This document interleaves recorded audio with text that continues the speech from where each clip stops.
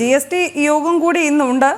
പുതിയ മന്ത്രിസഭ വന്നതിന് ശേഷമുള്ള ആദ്യ യോഗം. എന്തായാലും അതും ഇന്ന് വാർത്തകളിൽ നിറഞ്ഞു വയ്ക്കാൻ സാധ്യതയുണ്ട്. അങ്ങനെ തന്നെയല്ലേ ജിഷ്ണു?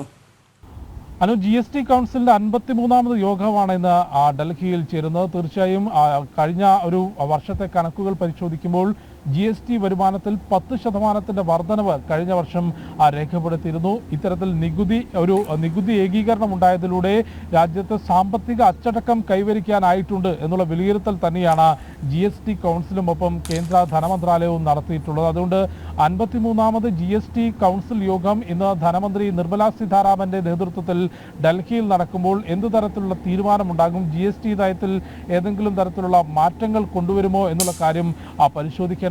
കഴിഞ്ഞ വർഷം അവസാനമാണ് GST കൗൺസിലിന്റെ യോഗം ഏറ്റവും ഒടുവിൽ ചേർന്നിട്ടുള്ളത്. അതായത് 52ാമത് GST കൗൺസിൽ യോഗം കഴിഞ്ഞ വർഷം അവസാനമായിരുന്നു ചേർന്നത്.